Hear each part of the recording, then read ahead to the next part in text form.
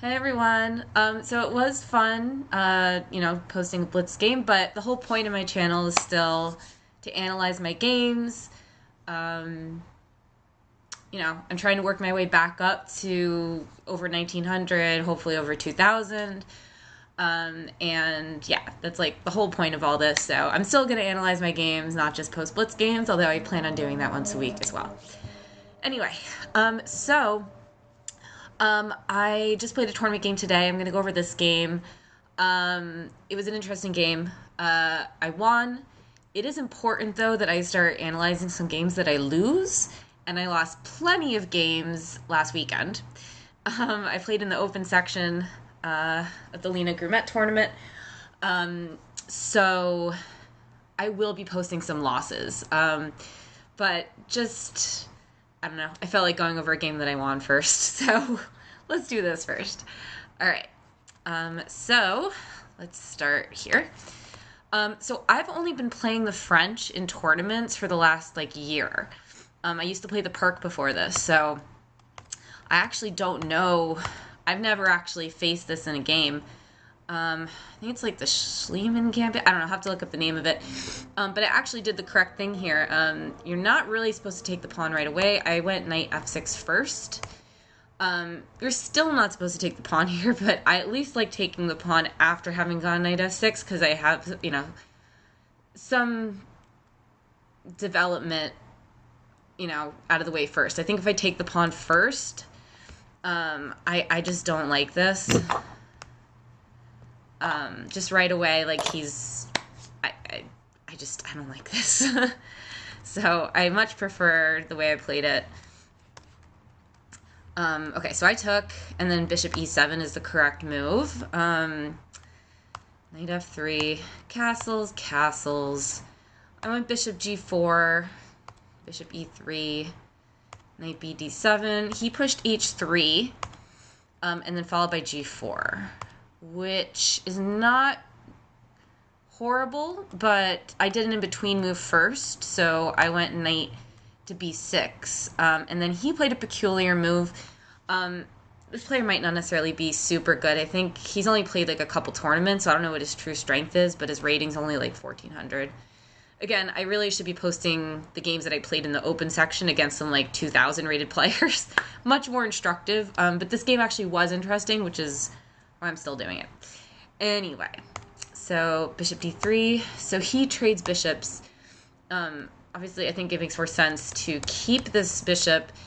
If he was going to do this idea in general of pushing, I think it would have been better to not even go here first and to immediately go here, right? And then here, bishop here, and then knight here. At least he keeps this really nice bishop, it's on this really nice diagonal, and this way he gets to take here, and if I really want to take back with this pawn, I have to move my king first.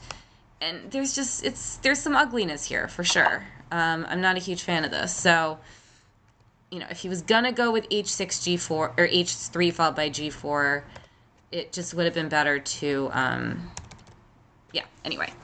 So, bishop e3, knight b d7, h3.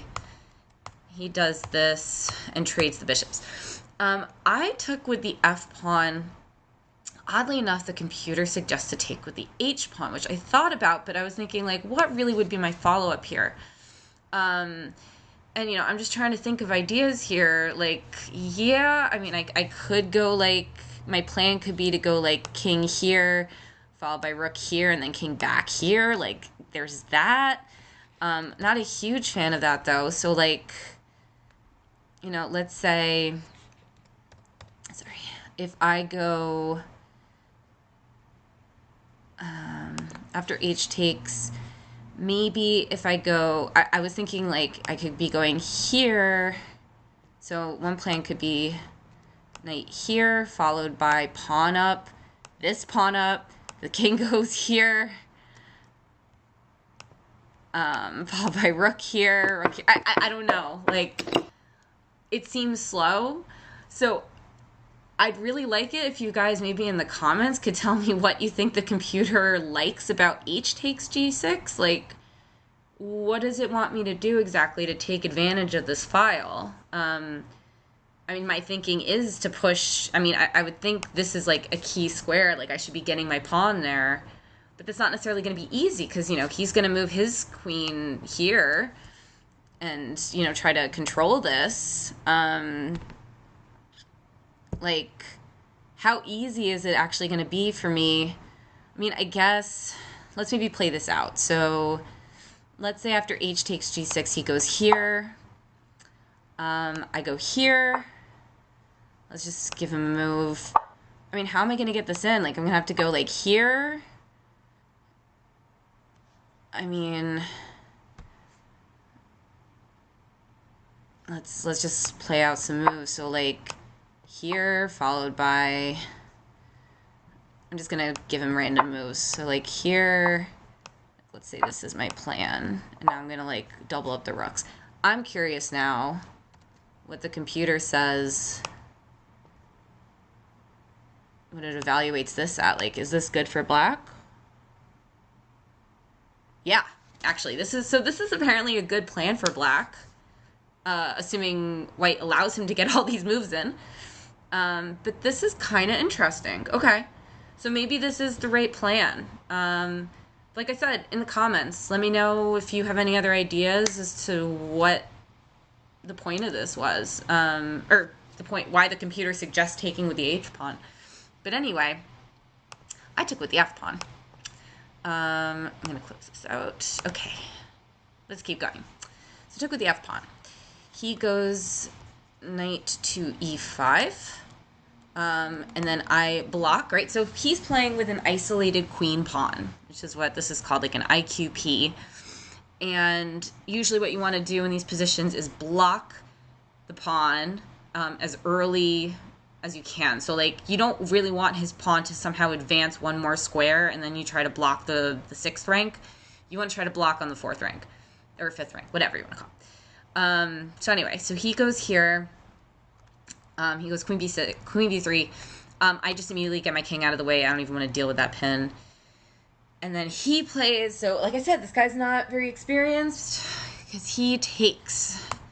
And this is bad. The reason being, it's easier for me to fight this pawn with the queens off the board. Typically, if you're playing with an isolated queen pawn, you're trying to, you know, part of your compensation for having an isolated pawn is you have like this open file here, right? So like what he really needs to be doing is like immediately going like rook here, like playing the position. It's open, keep the queens on the board, keep it complicated.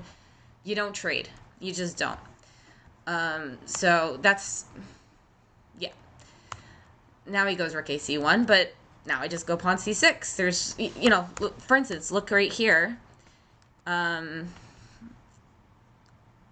know, pawn c6 is less, you know, with the queen on the board, he's got, he's eyeing the b7 square possibly. Like, it's way more complicated with the pieces still on the board. Okay, so I go pawn c6. And this game's going to finish pretty quickly here. Rook f e1, bishop h4, knight to d3, bring my rook in, king g2. Eventually, I need to go king g8 because he's got some back row stuff going on. Like, there's a lot of combinations I have here that I can't play because of this. So, like, for instance, if I don't go king g8 here and I try some combination, like, let's say bishop takes pawn. This doesn't work, right? Let's say I try to do this. Followed by, sorry, rook takes, right? I can't do like rook takes here because he's got me, you know, stuff like that. So as soon as he goes king here and rook here, he goes rook c2, I immediately go king g8 to stop any of those ideas. And I'm already winning here. The computer actually says I'm up by like, I think it's like plus or minus 2.5. Like I'm just clearly winning here because there's no way for him to defend this pawn. because there's this combination here, which I'll show you right now. So if he goes here, I just go bishop takes pawn. And he resigned here. It is a resignable position, but it's honestly worth playing on, I think. I mean, so if he takes here, he thought I was going to do some weird combination where, like, I take the bishop first, and then go, like, here. But that doesn't really work. I don't know what he was...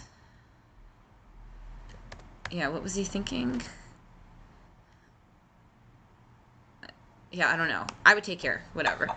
And, you know, I got this coming in.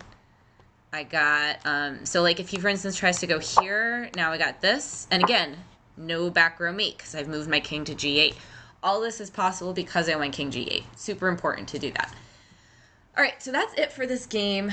Yeah, this is resignable. I would have liked to keep playing on. I don't know if there's such a thing as refusing a resignation. Like, I kind of wanted to keep playing this, but whatever. Okay, so that's it for this game. Like I said, I am going to go over my losses from the last tournament, and I am playing Vegas this weekend, so hopefully I'll have some good games there. All right, thanks, guys.